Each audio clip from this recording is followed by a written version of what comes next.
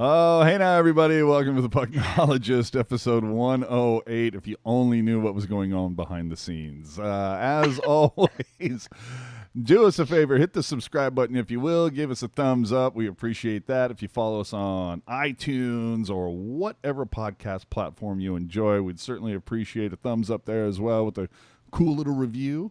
Don't forget, we are live right now, so if you would like to support the show with a super chat donation, that's fine, but we prefer Venmo at tealtownusa because, you know, we don't want Google to take all that coin.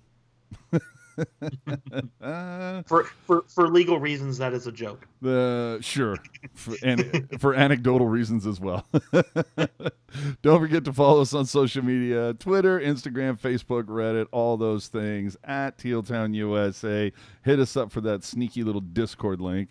And remember, if you miss any part of the show, you can always catch the replay on YouTube, on your podcast platforms, and everything is always found at tealtownusa.com. So, round 2 is over. Brackets are blown up everywhere.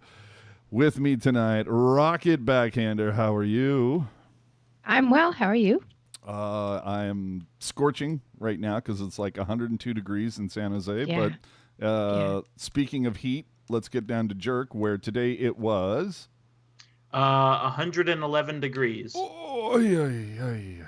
But thank you. I'll tell you this. By the way, hello. 4th place in the Teal Town USA Bracket Challenge. My Stanley Cup final that I picked is still a possibility. How you doing? Still alive. Unbelievable. Still alive. Tampa Bay and Las Vegas. Yeah, so there's this thing. It's called air conditioning. It's so great. It may be 111 outside, but my apartment is at a crisp 70 degrees, and I've never been happier. 70. Geez, mine's at like 76 right now. Ah, dude, Daddy don't play no bullshit. Wow, you guys. Oh, It was 91 here today, so I had to take a sweater off. I know. Speaking of bullshit, should we talk about Boston? Let's get into round 2. Tampa Bay versus Boston. First series that ends. Lightning win in 5. During Game 4, the Lightning were able to prove that it is, in fact, possible to kill off a 5-minute major in the playoffs without giving up 4 goals. After Nick Ritchie would get a major for boarding Johnny Gaudreau. Tampa Bay, Boston, I think we all thought that Tampa was going to roll Boston. I don't know that we thought it was all going to be in 5, but I think we're also very happy that it happened. So, Jerk, any thoughts on this? Well, let's see. I would like to start by saying that I've shed exactly 0 tears about Boston losing. Mm-hmm. And I've also heard that the reason why Boston lost is because of how little money they provided to their part-time arena staff employees. I mean, I don't make the rules. It's just what I heard. I saw that. So, Jeremy Jacobs, how you doing? Wow. Any shits to give on this one, Rock? Nah. Yeah. None. Yeah, I didn't think so. It's kind of like, you didn't go to Game 7. F you. Okay, wait. Speaking of Boston, sorry. Did either of you happen to see what some Boston radio personality said about Tuukka Rask? No, but name names. So Mark James, Who? does something. He does some kind of radio show in Boston. He tweeted after Boston lost, "Dear Tuukka, as a lifelong Bruins fan, I'm disgusted by your cowardly decision to give up. You quit on Boston, your coaches, all of your teammates, yourself, and every Bruins fan. I hope that I never have to see you in black and gold sweater with the spoked B again." Bold. Dude, it's just a sport. Calm down. Does Chief know why Tuukka left the bubble? I mean, considering he's a Boston radio personality, I would hope so. And it's entirely possible that he was trolling, but I get the impression that isn't the case. So, Yikes. Yeah. All right. Well, let's move on to Philly versus the Islanders. For me, this like Philadelphia, dude. Where's your big names? Where's the guys that are pulling down the majority of your cap, dude? Giroux, 1 goal, 3 assists. Voracek, 1 assist. Now Hayes, 3 goals, 3 assists. Not too shabby. Van Riemsdyk, 2 goals. Konechny, 4 assists. But the big story for me, Philadelphia power play went 0 for 13 while letting the Isles put in 4 for 21. Oh. And then the big story on top of all of that, besides the lack of the power play, is the fact that former Shark and potentially future Shark Tommy Grice posts a shutout in Game 7 for the Isles and had some ridiculous numbers despite only starting 2 games and then coming in relief for one of them. So I guess, first off, my question to you, Rock, is what the hell happened? I mean, didn't Philly come into this like on a lower seed and then they ended up taking number 1? Am I remembering that correctly? I think you're right. Yeah. Philly was the at the time of the pause, Philly was the hottest team. They had won like 10 in a row or something stupid. Yeah. Yeah, they went like 9-1 or something. Yeah. And then they just, I don't know, maybe they didn't have the right kind of fruit snacks in the bubble. It's possible. See? I just want to know, like, how does the Islanders not go with Grice starting Game 1? Because Varlamov's played better and he got them to the third round. Played better, dude. Shut up. Game 7. That's pretty good. That's nice. He's also started 2 games. To Rocket's point, I mean, I can just picture the conversation in the bubble now. You know, I picture, Claude Giroux at the media availability after the game. The NHL promised us fruit roll-ups. We got fruit by the foot. And, this clearly does not say Welch's Fruit Snacks. This clearly says Kirkland brand Fruit Snacks. We wanted the Gushers, and we got Safeway Select Fruit Chews. Goddamn Safeway Select. We wanted Mr. Pibb. We got Dr. Thunder. Somebody ran out of Jolt. I don't want to act like I know everything. I'm not, at least not today. I'm not really surprised that the Islanders moved on, but even though it went to Game 7, it didn't appear like Philadelphia was really involved for half the games like that series score would indicate, you know? Yeah. So I don't know. It just seems, and AJ and I kind of talked about this. Same thing with Dallas, which we'll get to in a second. But like, I'm not surprised that they won. I'm surprised at how dominant they were. Yeah, and I think I called this. It's like we got a new one, and I was like, she's just chilling in her bed, and everything's gonna be fine. But she'll probably like wake up 10 minutes into it, and then all of a sudden, dude, 10 minutes in, there she is, ready to go. Oh, my Atlanta. All right. Okay. We're very excited. Okay. Let's see what happens. And she's like going to run in the corner and go pee. But anyway, I just don't understand how Philadelphia just completely ruined it. They were disinterested, It was just like their meal was not the right temperature for them, so they decided not to eat it. Oh, you ruined my bracket, you damn bracket ruiners. I was just going to say, AJ, who did you pick to win the Stanley Cup? That would have been the Flyers. And then what happened? Well, you know what? Well, the Islanders, like, if you slide on over to, we'll say elite prospects. If you slide on over to elite prospects and you look at the Islanders stats for the playoffs, like, there are no passengers. Like, everybody has a hand in what's going on. And I have, to be fair, I have the Islanders losing in round 2 of my bracket. That hasn't happened. But I don't know. I think Vegas, Dallas, and Tampa Bay, I mean, if the Islanders are going to keep playing frustrating as all hell and everybody is going to have a hand on the wheel, I could see the Islanders stumble their way into a Stanley Cup. Of the 4 teams remaining, they've probably been the most consistently good team. And like I said, there's no passengers. Everybody is doing something. To me, it was like, how do you waste the performance from Carter Hart? It was, I mean, he was playing so well. It's just, you hate to see it. Let's hit a. Do we? I kind of do. My bracket does. You didn't want that $10,000 Fanatics gift card? Oh, jeez. Boy, you talk about that whole good news, bad news thing. But quickly on the chat, RBG Productions, we wanted Sprite, we got Sierra Mist. I like Sierra Mist, so I don't know about Sponsor. That. Yes, yeah, no free ads. So we move on to the West. Let's start with Vegas in Vancouver. A lot of people didn't think that was going to go 7. Following the Game 2 loss, if you remember Game 1, Vegas shut out Vancouver 5-0.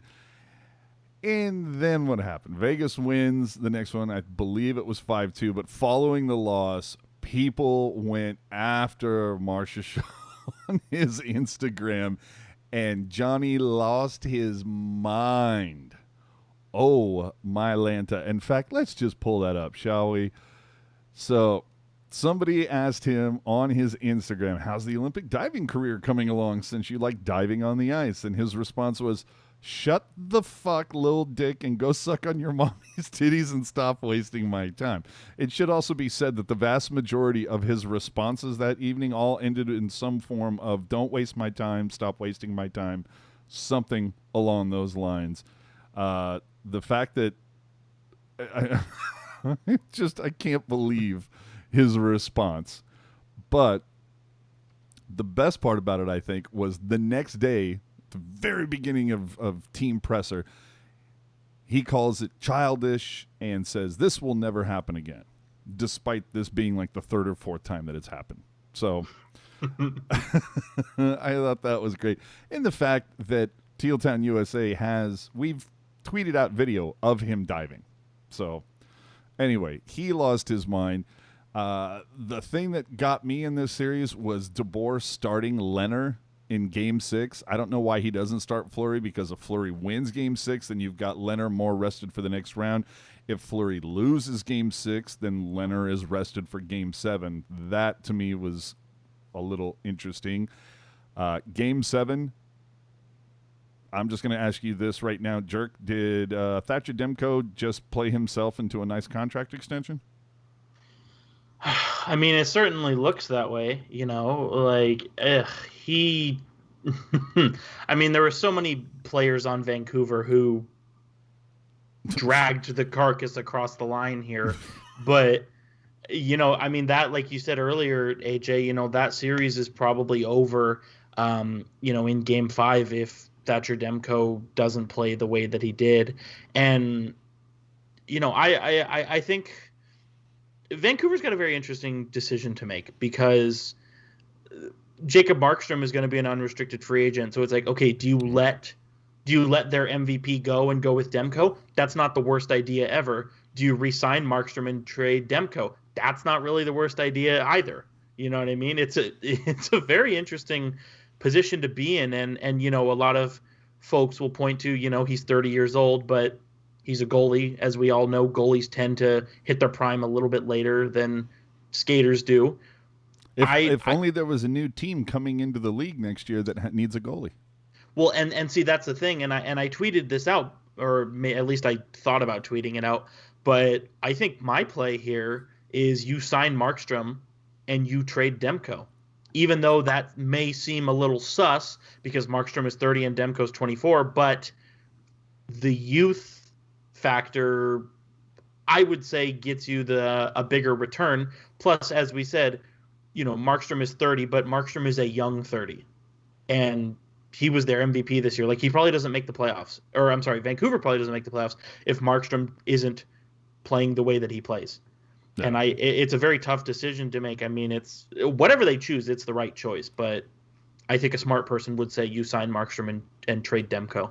But trade him to the Sharks. Oh, here we go.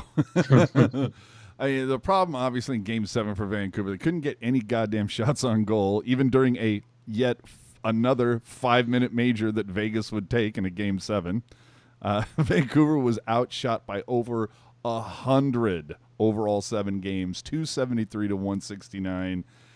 But, of course, another big story, and here's where Rocket is going to tell you how much of Ryan Reeves is a bum. Reeves gets suspended for 1 game for a headshot on Tyler Mott in Game 7.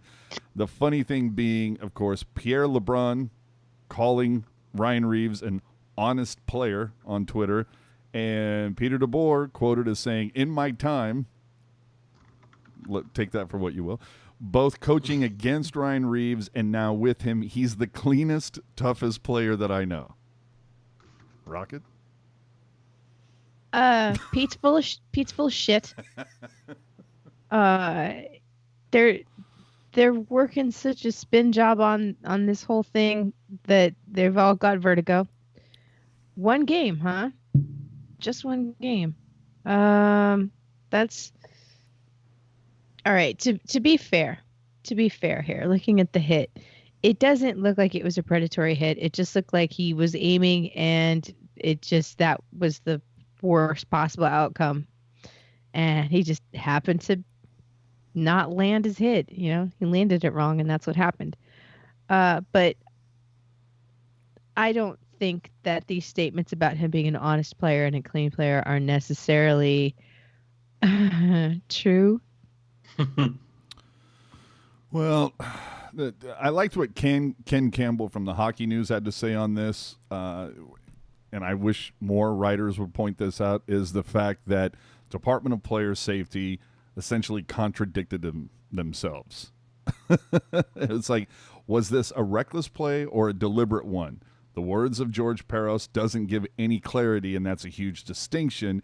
If the league buys Ryan Reeves' plea that he didn't intend to hit Mott in the head, you might be able to justify a 1-game suspension, but Peros himself said that Reeves picked the head with force, and if that's the case, 1 playoff game suspension doesn't come close to being enough. Now, we're also talking about in a league that every time this happens, everybody comes out and says whatever the penalty is not enough, and a lot of it has to do with the fact of, well, you want to get this out of the game. These hits shouldn't be in the game or whatever. Well, they're going to continue to be in this game until you make the penalty severe enough that this doesn't happen. Sidney Crosby almost had his career ended in 2011 because of headshots. And, Sidney Crosby is the best player in the world, and the league clearly recognizes that. And if they're not willing to make changes when their golden goose goes down, I don't know that they're going to ever be willing to make changes. Well, everything else aside, and going back to Ryan Reeves in particular, because he is a bum. Of course. This is, I think, Pete's first season coaching him in the postseason, if I'm right. Yeah, because they just got him mid-season. Usually, they bench Ryan Reeves during playoffs. Well, yeah. They'll bench him after he's worn out his welcome. There was a lot of people that thought that Reeves would not play in Game 7. Yeah, and I don't think he should have. I think that he was playing with fire there, Pete was, and it finally burnt him in the ass. Well, so do we see Reeves come back after a suspension then, or is he done? I would say probably not, because, Vegas, if you're listening live, Vegas lost tonight 1-0, but that was not... Yeah, I was going to say that was not a one-sided game at all. And I think if you're getting that kind of effort from your team without Reeves, I don't really see the point in bringing him in. I mean, let's not pretend like, there's not another side to this. There is a certain element, if you look a certain way and you kind of analyze it from a different perspective, you can see a way where Reeves is both effective and not causing problems for the league. There are some things he does that are really good for the team. But, Evander Kane said it last year, and I can't recall who on the Canucks said it this year, but they both said the same thing, where it's like, once we started ignoring him, we started winning games. Yeah. Yep, I remember that. Yeah, he's a smack talker. That's like 80% of his game. So, whatever. Let's move on to Colorado versus Dallas. This is... this one for me was definitely heart versus head. It was like, the heart wanted Dallas, the head thought Colorado would do it. I think not having Grubauer for this was probably a reason for Colorado starting 0-2 in this. But then again, Game 4, Colorado ends the first period, I think, with 1 shot on goal. They ended the first period with 5 shots on goal, and all 5 came in the final 90 seconds of the period. And then a Cale Makar mistake would end up being the game winner in Game 4, where Makar just totally coughed it up in front of his own net. In Game 5, Pavelski got his second ever 10-minute misconduct. Of all the times that how many times have you wanted like a parabolic microphone to like tune in? And it's like, we literally have one now and nobody could hear what he said. I was so pissed off. Then Game 7 is a wild affair. They're trading leads. There were goals 10 seconds apart in the third, capped off by a Kiviranta hat trick foreseen by Hockey Jerk. Kiviranta, please get our Lord and Savior's name correctly. And everybody who's listening, AJ, how do you say his first name? Sir? Yoel, not Joel. Kiviranta with the hat trick foreseen by me. How are you? Yeah. The Avalanche were missing a lot of key pieces, but you also have to admire what the Stars have done so far. Nate McKinnon after this with a quote that I just giggled at, where he says, "Would have loved to have seen us with a healthy team, that's for sure." Now, 2 things. First off, didn't the Avalanche have like a good amount of injuries at the stoppage back in March? Okay. And doesn't every team think that that's the case after losing their series? Like, it would have been nice if we had all been healthy. Like, can we talk to the 2019 San Jose Sharks about the St. Louis series and health? You know what I mean? So we, and really quick because we got to move on here, but you know, if anybody was in the super secret, not so secret Discord this past Friday, AJ and I kind of talked about this a little bit. That's a hint that you should join us. I agree with AJ in that, you know, everybody's going to say that, but you know, I don't think every team is as catastrophically banged up as Colorado was. I mean, no starter, no backup, no number 1 left winger, no number 2 right winger, no number 1 defenseman. I mean, that's like the fact that they got to 7 games. Like you tip your hat to that, honestly. Oh, absolutely. And I feel like Nathan McKinnon saying, "I wish we had a healthy group." That's like the one instance where I'm like, yeah, probably. You know, Every other time I'm like, yeah, you got to make do with what you have, blah blah blah. But no, Colorado was, like I said, catastrophically banged up. Well, and Dallas had 220 shots on goal over the 7 games, but they were outshot in 5 of their 7 games, and yet they were outshot in every game that they won. So it just goes to show you, man, Dallas, it's quality over quantity some days. Something about them. So, oh my God. For those have you ever had a new cat in the house? I'm going through that right now. We have 2 kittenishes that they're brothers who were in the woodpile out back. So we're sort of trying to acclimate them to indoors and outdoors. And last night, one of them decided to try to sleep down here with me. And every 45 minutes, there was a kitten on my face, like kneading little razor paws, kneading my face, and then drooling on me, and then not wanting to be near me, and then meowing. It was, yeah. Well, yeah. Hopefully she goes back to bed here. So anyway, that's the way the second round shook out. Then we move on to round 3. It's Lightning versus Islanders. Lightning haven't played since Monday, while the Isles went to Game 7 yesterday. Do we see Stamkos return? Because there have been a lot of conflicting reports. He's out for the series. And that's what I would say, but I've also seen a couple tweets where it's like he could be back by Game 4, and it's just kind of like, you know what, let's talk about it when it happens, not what might happen, okay? Just wrap him in bubble wrap. Yeah, right. Does Greiss start since Varley lost Games 5 and 6, and Greiss shut out Philly in Game 7? Remains to be seen. But, Rocket, who are you going with in the next round, Lightning versus Isles? Oh, man. I know that the Isles have really been on this emotional journey since John Tavares left. And I think that they've kind of gone through that rebound relationship, and they're sort of trying to find their stride as an identity without him. and good for them. But I still think that the Tampa Bay Lightning are gonna just beat the shit out of them. Jerk. I don't think Tampa Bay is going to beat the shit out of them, but I think Tampa Bay is going to beat them. I mean, when you look at the Islanders and they have, top to bottom, it's very good. Mhm. And I would say with Tampa Bay, middle to bottom, it's very good, but the top is elite. And I think I'm inclined to say that Tampa Bay's elite talent would be the difference here. Even without Steven Stamkos, that team is still firing on everything. And I mean, I just don't. We've said it every year for the last 5 years, but I really think that this is the year Tampa Bay gets it done.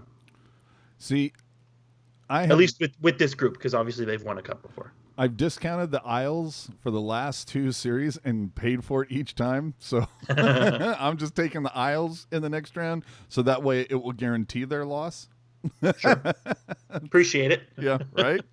And I still think they're nuts if they don't go with Greiss in game 1, but that's just me. I disagree. I'd go with Varlamov.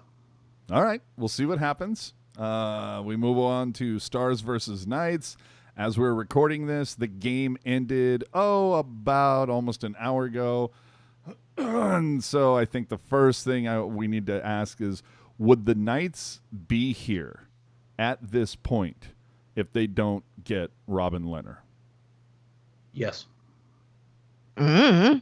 Because they'd be playing Marc-Andre Fleury, who's just as good. Well, I don't know about that. I can confirm that the picture of Marc-Andre Fleury with a sword through his back, it was a doctored photo, AJ. It wasn't real. Are you sure? Okay. I'm pretty sure. I checked with my sources. Hashtag confirmed. So both coaches are hoping to be the 5th in history to win a cup after taking over the bench for a team mid-season. Fleury did start game 1 tonight. Coming into game 1, Vegas has scored 1 5-on-5 goal, and that happened back in the second period of game 5 versus Vancouver, and that came from a defenseman, Shea Theodore. The 3 goals that Vegas did score in game 7, one was on the power play and the other 2 were empty netters. So I think Vegas probably needs to be a little like, wait a minute, our forwards haven't scored a goal 5-on-5 or on a manned net. Haven't scored a goal at all. Yeah, in 4 games. Sounds like Pete DeBoer hockey to me. You right. Yeah. Just overpassing to the point of no production. Mm-hmm.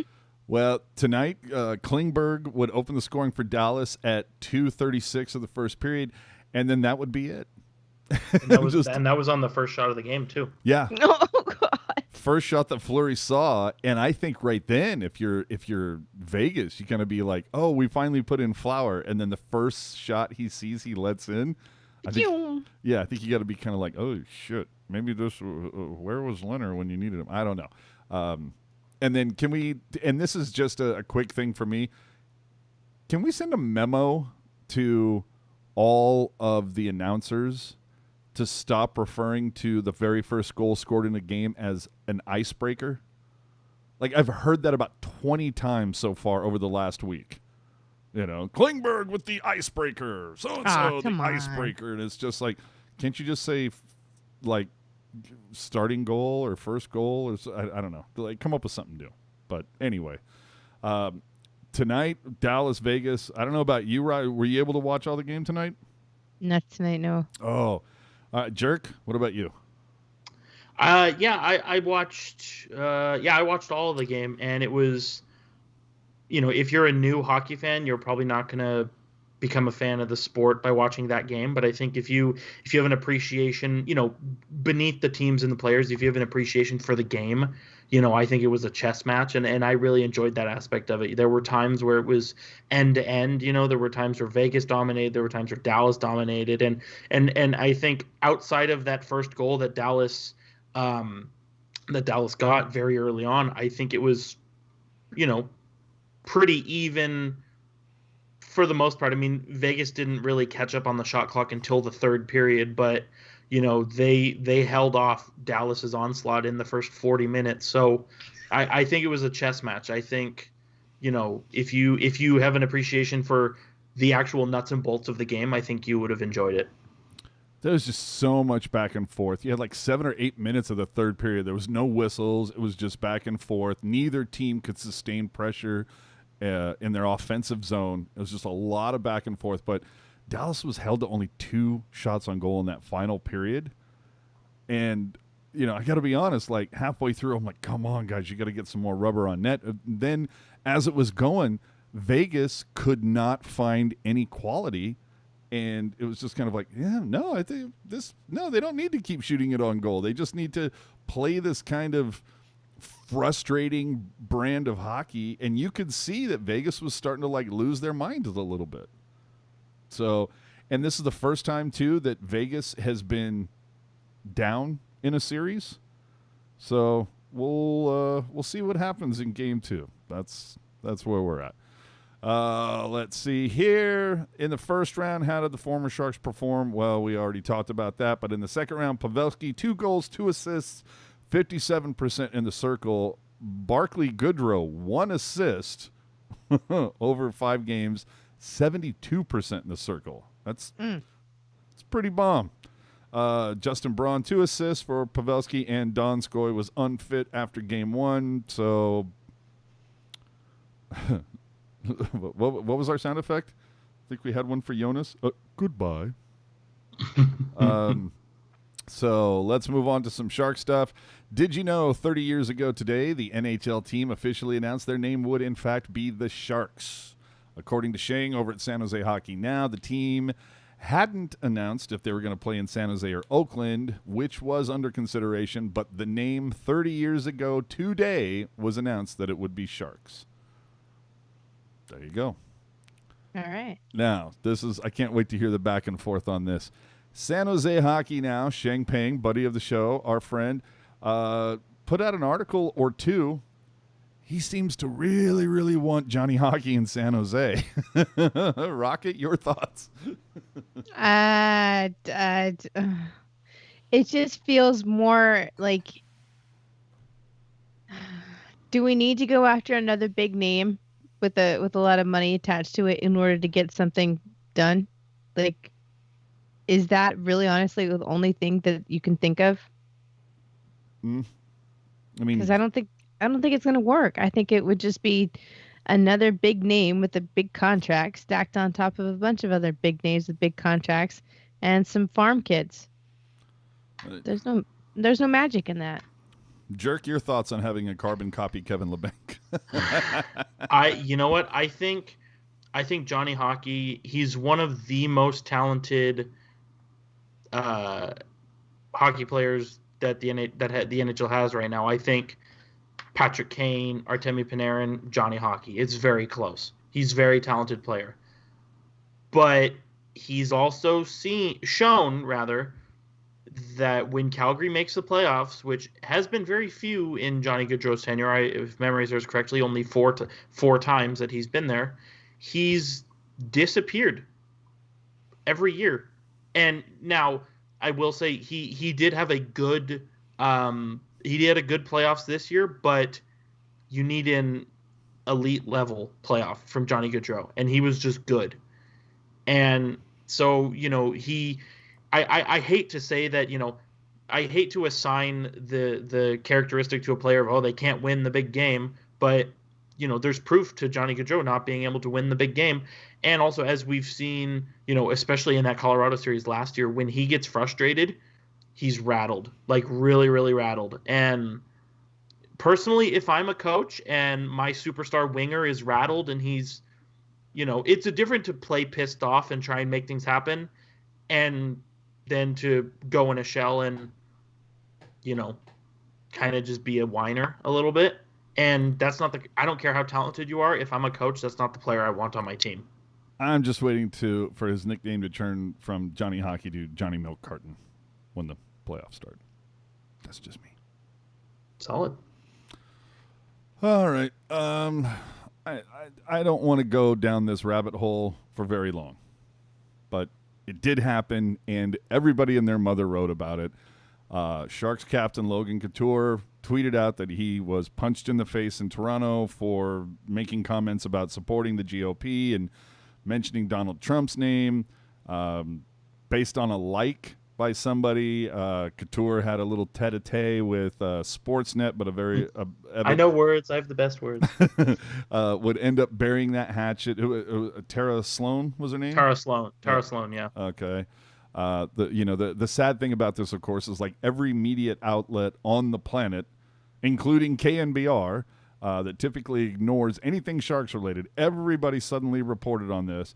I don't want to go down the political rabbit hole, but I just want to know a couple things. First off, how do you square the statements? I would vote Republican if I could, and then later I don't support Trump. Like, I don't understand how you square those statements.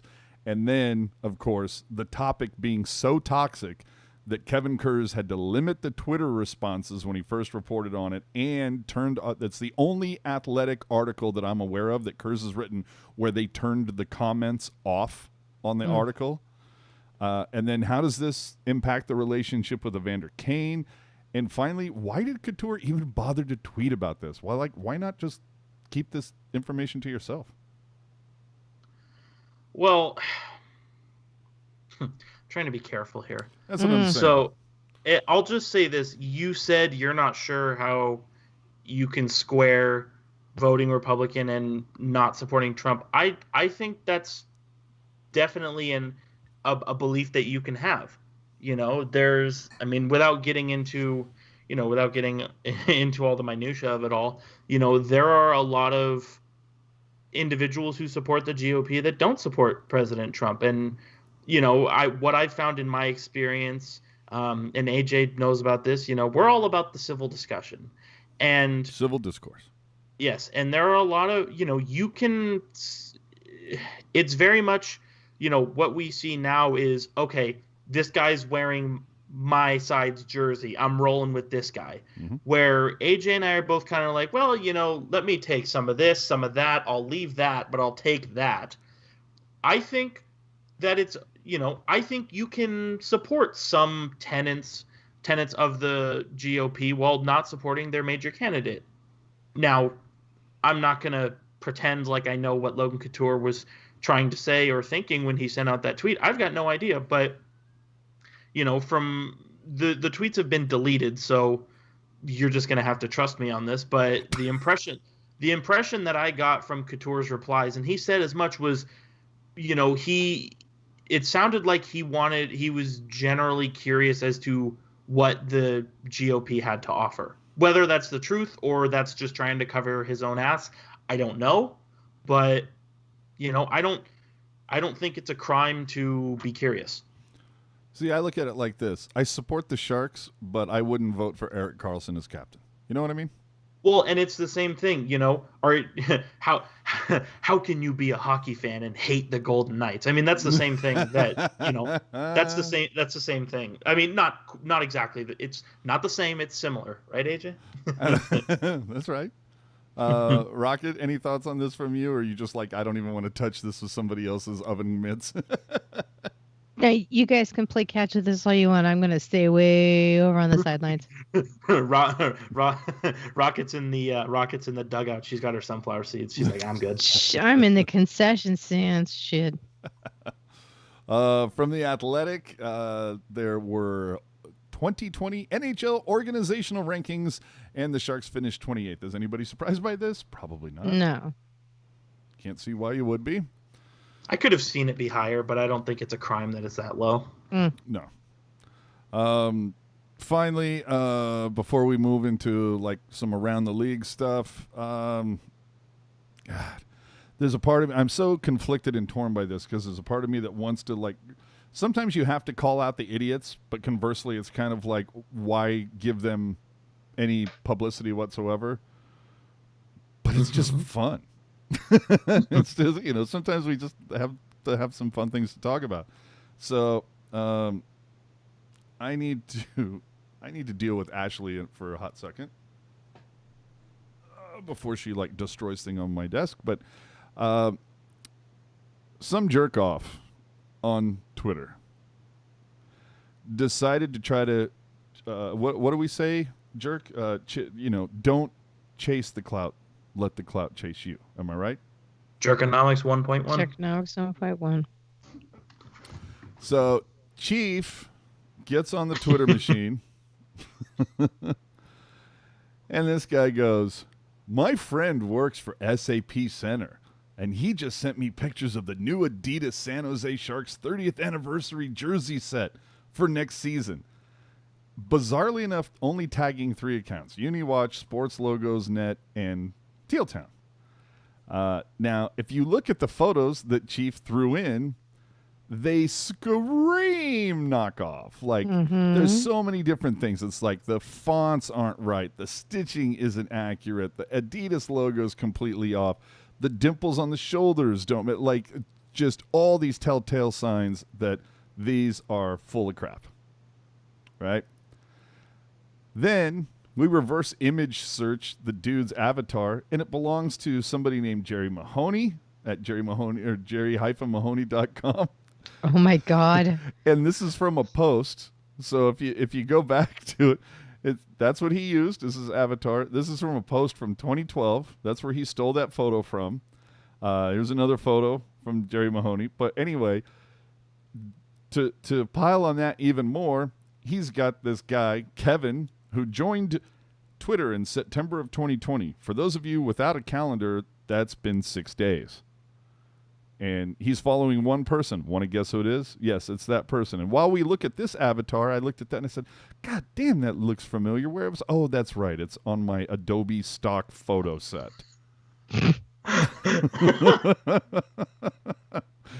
Oh, right. So this is what he sent over. Now, if this ends up being accurate and that the Sharks do play in Adidas versions of their inaugural jerseys, that's awesome. That's great. These aren't it because these aren't accurate. And furthermore, we wrote about this last January. So dude's trying to catch clout from shit that we talked about over 9 months ago. So it's like, okay, fine, whatever. But I talked to one of our sources at the Sharks, and they have actually confirmed to me what at least the home jersey will look like for the 30th anniversary. Are you guys interested? Do you want to see it?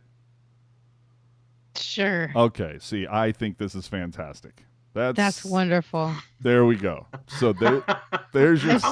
There's just a little bit too much orange on it for me, but other than that, it's great. Dude, we might need to wrap up this podcast. You might need to buy a one-way ticket out of there because, dude. I was hearing you say this, and I'm like, where are you going with this? Yeah. So there you go. I didn't realize we were just going to put it all out there. I'm a little nervous now. Yeah. I hope I didn't. I hope. I mean, our sources with the Sharks did say that it was okay for me to at least release the home shirt, the home jersey. So there you go. For those who are saving your money to pick up the 30th anniversary Shark jersey, here's what you can look forward to. I hope you enjoy it. Okay? There you go. Fucking trolls. All right. Since the playoffs have started, we've seen a couple trades. The Penguins and the Leafs made a little trade. The Blues traded away Jake Allen to the Canadiens for essentially a third-round pick. Now that we're down to the Final Four, any more trades coming that you guys can throw up on the Twitter with hashtag foreseen?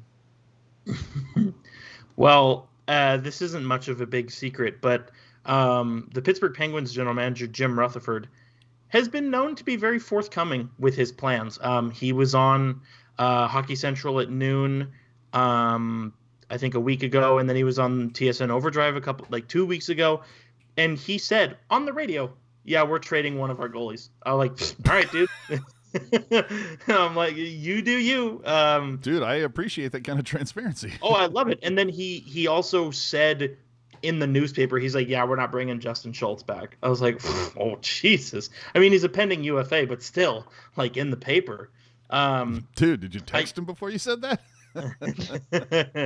But I think, I mean, we don't have to get into the minutia of all the trades, but I think the Kasperi Kapanen one is interesting just because, now, I like Kasperi Kapanen.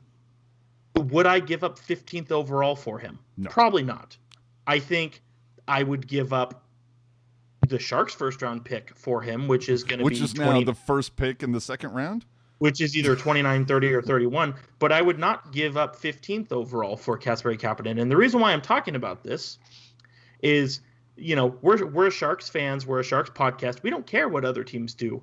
However, if Pittsburgh is giving up 15th overall for Kasperi Kapanen, who is pretty comparable to Kevin Labanc, what does that make you think about those trade rumors that have been percolating? Will, and again, not claiming to have any insider knowledge, but just based on things we've read on Twitter, you know, Kevin Labanc could or will or might be or who knows will be traded. There's words about it.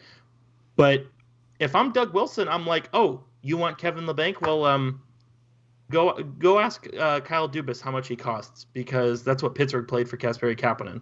You know, like, I think that could have worked in the Sharks' favor. Again, not claiming any insider knowledge. I'm not even saying I want Kevin Labanc to be traded, but I'm just saying it's something to think about. Well, and Rocket, how does Doug Wilson trade Kevin Labanc at this point after Labanc signs that team-friendly deal? Like, if Wilson was to trade Labanc right now, does anybody ever sign a quote-unquote team-friendly deal with Wilson after that? Well, yeah, because, I mean, this is still a business at the end of the day, you know, and Kevin's going to look at it and understand that not only is it for his benefit, but also for the benefit of the Sharks, you know, like, this is pieces that need to be moved, and he's going to be successful wherever he goes. Nobody stays in one spot for very long anymore in this league. Not the coaches, not the players. The only people that seem to stay around for far too long are Joe Thornton and Pat Marlowe.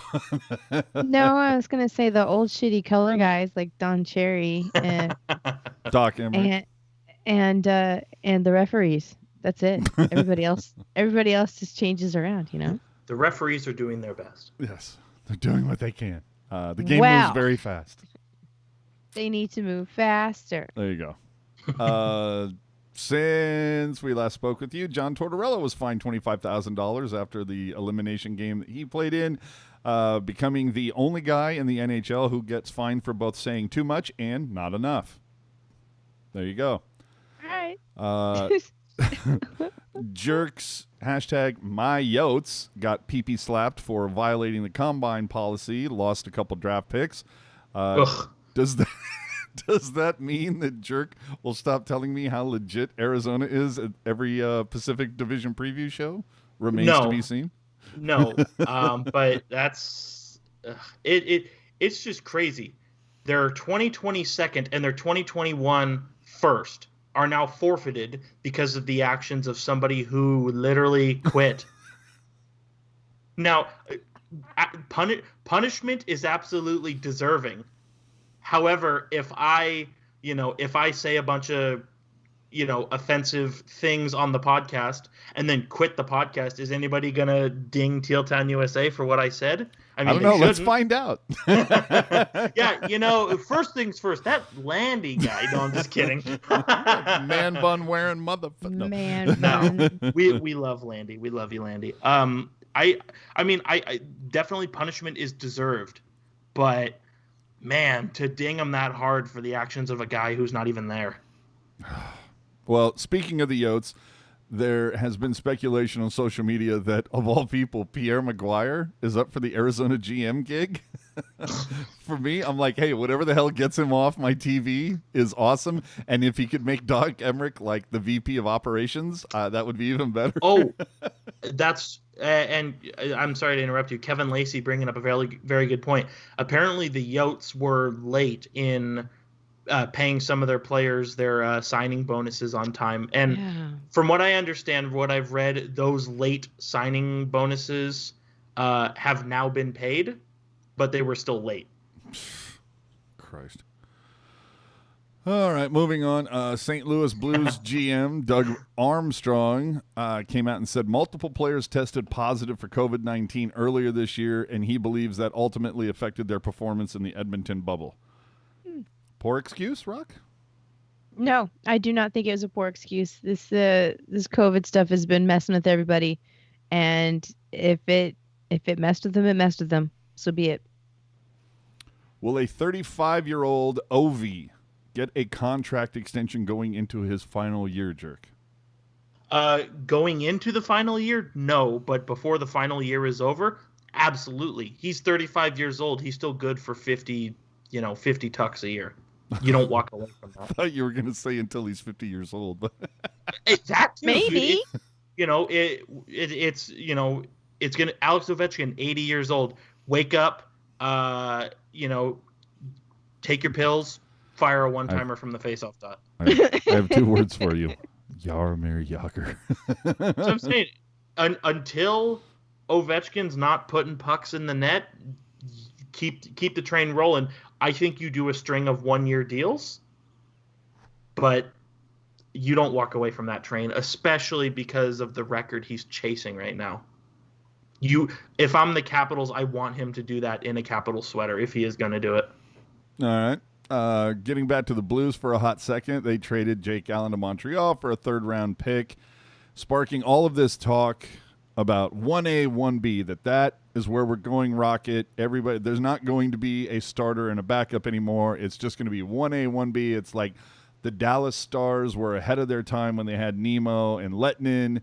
And now, okay, so Rocket, are there 62 1A, 1Bs in the league right now? No, and moreover, even if there were, how are all of these teams going to find room in the salary cap for not one, but two starting goalies? I mean, every team is going to have like $15-17 million tied up in their goaltending. You're not going to need elite level goaltending when you can't afford elite level production. Jerk? I think the 1A, 1B, I think it's a good idea. I mean, how many times have we seen a starting goalie tire out? You know what I mean? And, you look at the Pittsburgh Penguins from 2017. I mean, Murray and Fleury practically split the games and got them to a cup. So it's a proven recipe. But like Rocket is saying, I mean, just because you are, let's just say you're designated as the 1B, if you play well enough to be the 1A, you're going to want to get paid like the 1A. Hey, now. And, I said it 2 weeks ago, I'll say it again. People's understanding of the salary cap does not rise at the same rate as the salary cap. True that. There you go. And in fact, just for a hot second, if I could just go back, tonight we did see Khudobin throw a shutout against the Vegas Golden Knights, and I must say that immediately following the end of this game, the thought that was throbbing in my head was the fact that Dallas only had 2 shots on goal in the third period. And only thing I can hear in my mind is Hockey Jerk going, I'm surprised Khudobin didn't pick up the net and throw it at somebody. It's the gift that keeps on giving. Yeah, dude. Yeah. Amazing callback. Bill Zito named the GM for the Panthers, formerly VP of Ops of the Blue Jackets. That team's not going anywhere until they get a new owner. Is he related to Barry Zito? Dude, that's what I was saying. I'm going, you could have put Barry Zito in that position and it would probably be the same outcome. It just sucks because the Florida Panthers actually have some talent, but there's a culture of Sharks legend, Mike Hoffman, dude. There. Mike Hoffman, Well, Sharks legend.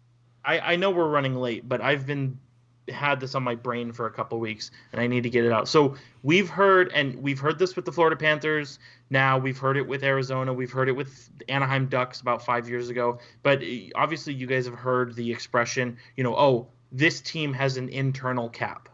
Oh, yep. This, and where it's, okay, so the salary cap is $81.5 million, but maybe the team internally only wants to spend $75 million because they're not flush with cash. Now, take it from me, I love not spending money, but if you, But if you are in the business of owning a sports team and trying to win a championship, you need to go into it with the Hasso-Plattner, with the Jeff Vinnick, who owns Tampa Bay, with the Bill Foley, who owns Vegas, mindset of we're spending to the cap every year. Yep. And if it's a case of, oh, well, we don't have enough money to do that, you probably shouldn't be owning a pro sports franchise then. Oh. Because if you're going to assign an internal cap to your team, you're not giving your team every possible chance to try and win a Stanley Cup. No. And not that I care, because I'm not a fan of their team, but Anaheim finally stopped dicking around with an internal cap, and they haven't won a Stanley Cup since they started doing that. But when they eventually rebound out of this funk that they're in, they could be something to look at. So just saying, spend your money. There you go. People are saying that about the Sharks too. I love having an owner who has deep pockets. Yeah. A couple final things here for you. The NBA and Major League Baseball postponed games on August 26th in acknowledgement of the occurrences that happened in Kenosha, Wisconsin. 4 days after it happened. Took them a couple days to get it together. Meanwhile, the NHL would have a moment of reflection and then get dragged on social media for it. Then after the NBA, MLS, and MLB would take the lead, the NHL postponed 2 days of games after being called out by the Hockey Diversity Alliance, including Evander Kane. Too little, too late, Rock? No, I think it's fine. Given that, this is a very different league than other sports leagues in North America, simply because this is like, most of the players in the NFL, they're born in North America. And, I just there's a lot of foreign born players. And I think on top of that, them all being in a bubble right now where they aren't necessarily on their social media devices or watching television all the time, I think that things move a little bit slower information wise on the inside than they do on the outside. So, no. And the fact that they did anything at all goes to show that, they may be too little too late, but they're at least trying to play the game. Jerk, the NHL playing follow the leader again or no? They are, but you know what? This is a leader that you have to follow. Yeah. And there was so much to it. I can't remember everything, but if you go on to the public relations Twitter account for the NHL, they put out an article that kind of documents everything they and the NHLPA are going to do in response to all the social justice issues that have been happening for the last 6 months. And I got to say, words are great. It's all about action. But the words in this article, I was very impressed and very proud, because it seems like a lot of really good things are going to start happening. All of the things that they had on their bullet point list, top of the list, numero uno, was whip it out. Okay. Finally, whoever is behind hockeyfeed.com, stop. Just stop. Stop.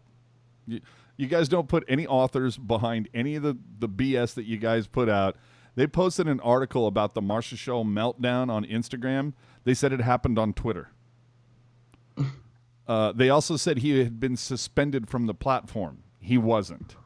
Don't we have enough fake news already? Just, No. Basically know that if there's no author, there's no byline to whatever it is you're reading, it's complete bullshit. Just know that. That's my little nugget of knowledge from me to you this evening. So, with that said, thank you guys for showing up for episode 108. Hope you guys enjoyed the Dallas Stars taking the 1-0 victory over the Vegas Golden Knights to take that round, or that game one win. Oh boy, wouldn't it be amazing if Dallas swept? I know I'm counting my chickens, but anyway, it would be amazing. Don't forget, we recently talked to Sonia Tydinko from NBCSM Bay Area, former Shark Rob Zettler, Shark legend, NHL All-Star MVP John Scott, and we got some more interviews that we're setting up to happen relatively quickly. So that being said, we'll see you following round 3. Rocket, where can the people find you on social media, and do you have any parting shots? Any parting shots? Maybe not. So anyway, you can find me hanging out on social media over at Twitter.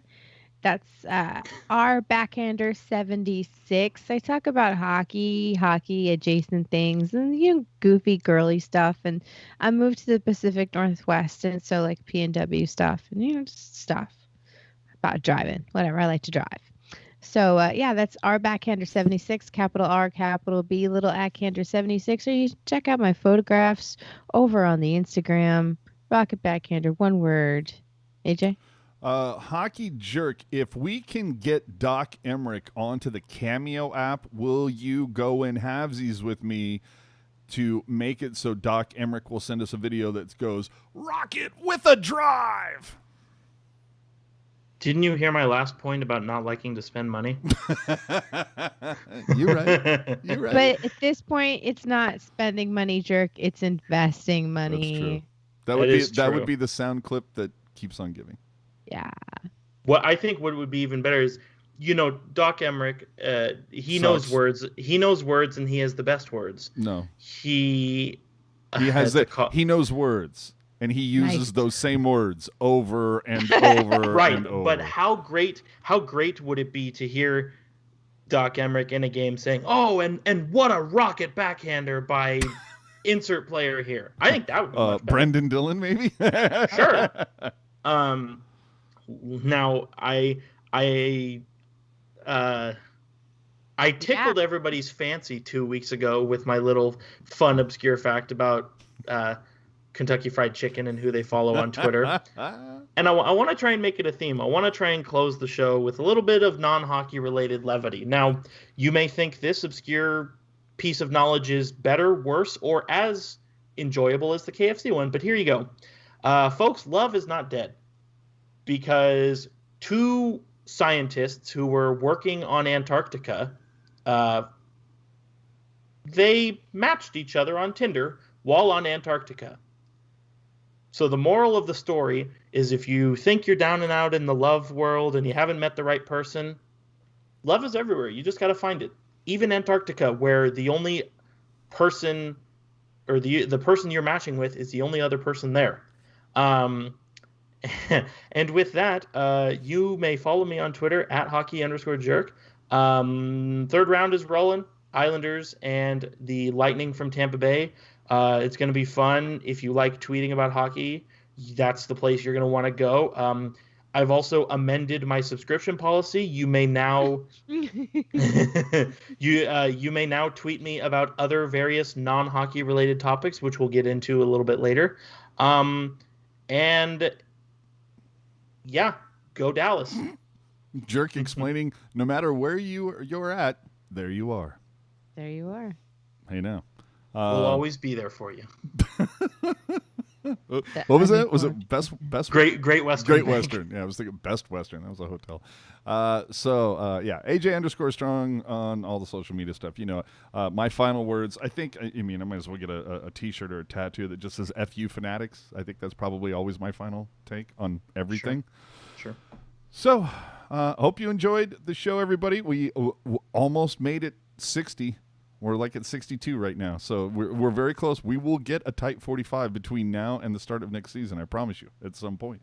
So thanks for tuning in for episode 108. Again, if you missed any part of the show, you can find us on your favorite podcast platform, on YouTube, everything always at tealtownusa.com. Do us a favor, follow us on all the social media channels, or whichever ones you happen to be on. Hit the subscribe button for this channel. Tell a friend.